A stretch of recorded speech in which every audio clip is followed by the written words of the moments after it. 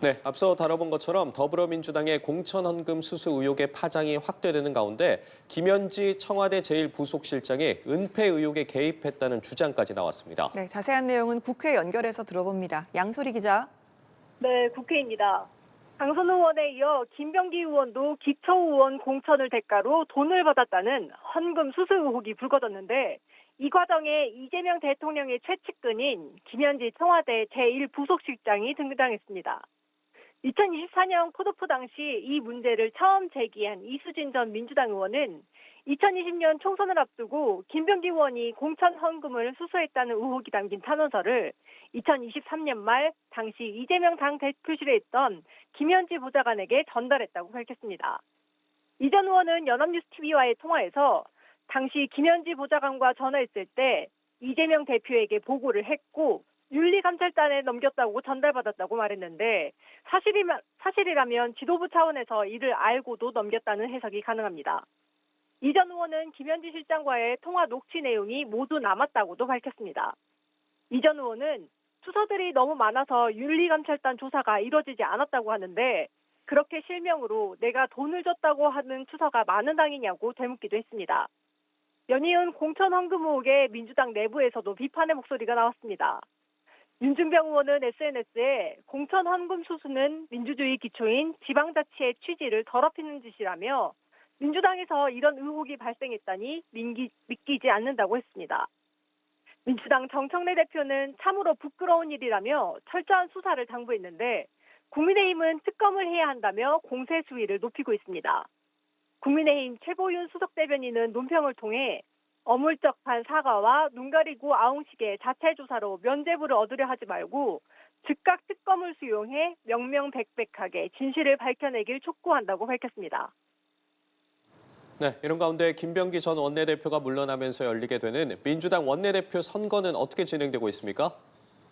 오늘 오전 한병도 의원이 원내대표 선거 출마 기자회견에 나서면서 박전, 백혜련, 진성준, 한병도 의원까지 4파전이 확정된 모습입니다.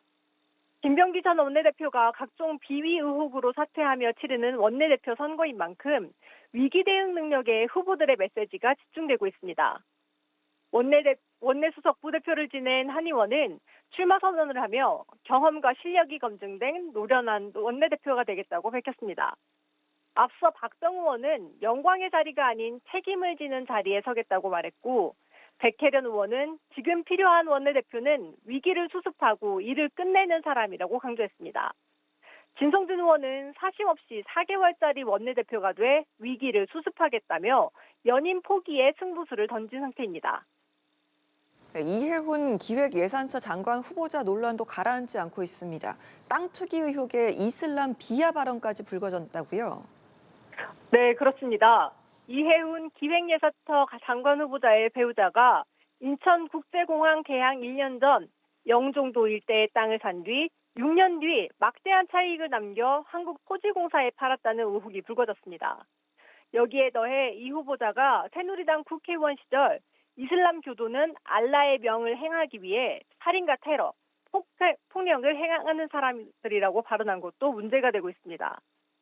계속되는 논란에도 민주당에서는 국민의힘에서 그 누가 이해훈에 돌을 던지냐는 옹호의 목소리가 나오는데 박지원 의원은 당신들이 5번 공천할 때는 깨끗했고 장관 임명 발표 후 그 사이에 며칠 만에 비리 정치인이 됐냐고 SNS에 썼습니다. 하지만 민주당 안팎에서도 신중론이 확산되는 분위기인데요.